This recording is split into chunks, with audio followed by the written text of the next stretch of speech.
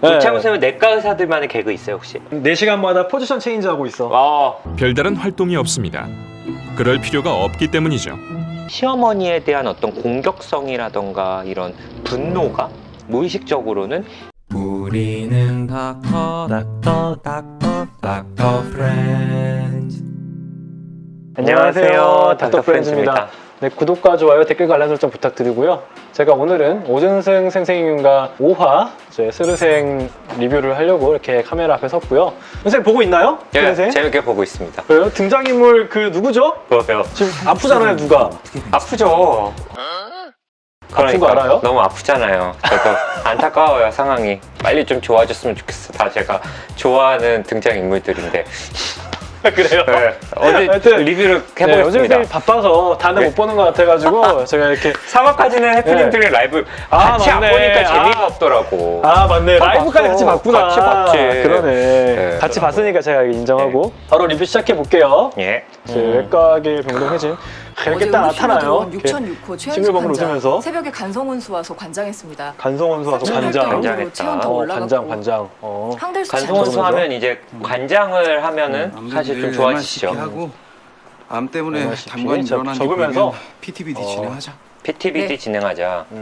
간성원수가 오면은 제일 문제가 되는 게 우리 몸에 있는 그 질소 단백질들이에요. 그래서 걔네가 흡수되는 걸 막아주려고 이렇게 관장을 좀 해주거든요. 그것도 이제 두팔락 관장이라고 해가지고 락트로스 관장을 해주면 정말 환자가 확 좋아져요. 맞아요. 실제로 많이 하고 많이 있는 하죠. 거고 예. 여기서 제가 진짜 반가웠던 게 황달이 왔다고 하잖아요. 맞아요. 황달이 와가지고 지금 MRCP라고 해가지고 MRI인데 좀 간이랑 이 담도를 좀 잘 볼 수 있는 MRI거든요. 담즙이 간에서 만들어지면은 이게 담낭에도 보관이 되지만 이게 소화기로 쭉쭉 나와줘야 이게 되는 거거든요. 소화액이니까. 근데 이 길들이 암 때문에 막히면은 황달이 생겨요. 그래서 MRCP를 찍어보면은 담도라는 게 원래 안 보이는 얇은 관이어야 되는데 얘네가 이렇게 퉁퉁 부어 있어요. 내려가는 길이 막혀서 붓는 거야. 그러면은 여기에다가 밖에서 관을 넣을 수 있거든요. 바깥으로 빼주는 거예요. 그것들을 네, 바깥으로 빼주는 게 여기서 나온 그 PTBD라는 시술이거든요. 실제로 굉장히 많이 하고 있고 많은 분들을 살리는 그런 시술이죠. 한 달 있던 최현숙 환자분. 환자분 좀 어떠세요? 와, 사람도 진짜 잘 한 달 못 있는 것 알아보고. 같다. 그 사람도 잘 못 기억이요. 알아보고 맞아요. 안 좋습니다. 기분도 없고. 제가 대신 진짜 봤으면 어떻게 좋겠는데. 진짜 병이 있는 것 같네. 지금 황달 수치가 매우 안 좋아요. 황달. 예, 암이 담관에 그쵸, 침범해서 담관을 침범해서. 막고 있는 것 같습니다. 내일 담관분은 MRI 황달 찍고 수치라는 건 예상이 빌리루빈 맞으면 수치를 영상의학과에서 얘기하죠. 담도 맞아요. 대액술이라고 그 담관에 관을 찔러 넣어서 아까 우창우 선생님 설명했던 그런 시술이 PTBD 네요. 있어요. 맞아요.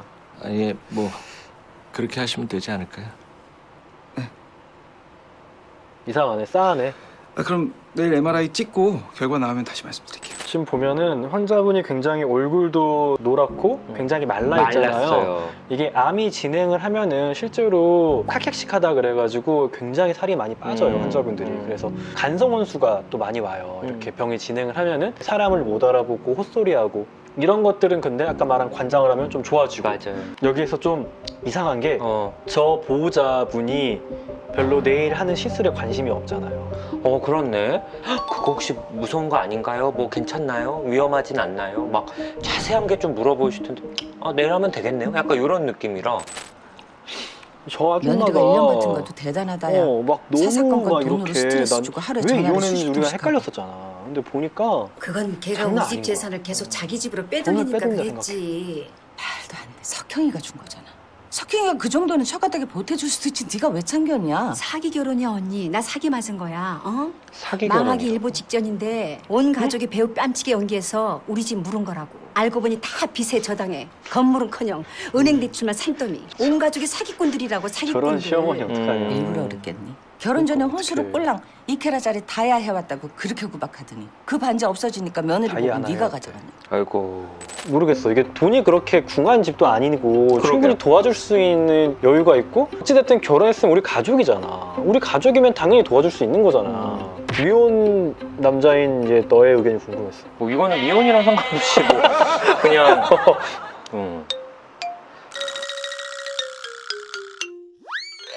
그럼 속초에서 주말에 이렇게 대게를 가져온다고 한 8시간 거야. 전부터 금식. 8시간 전부터 알지? 금식. 물도 안 되나요? 모른대. 모른대.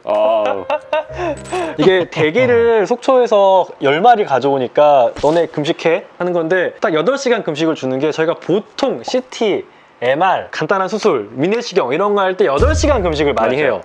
근데 또 여기에서 물 마셔도 되는 금식이냐 안 되는 금식이냐가 또 있어요. 의사들만의 개그죠. 네. 우창훈 선생님 내과 의사들만의 개그 있어요 혹시? 굳이 내과 의사의 개그는 아니더라도 워낙에 할 일이 없거나 그러면은 베드레스트 한다.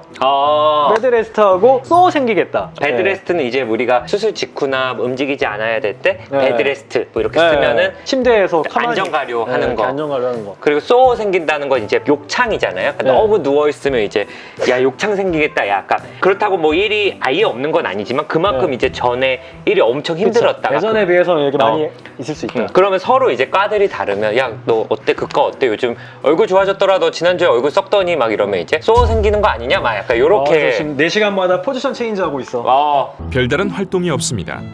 그럴 필요가 없기 때문이죠. 신혜가 결혼 전부터 혼수로 스트레스를 많이 받았어.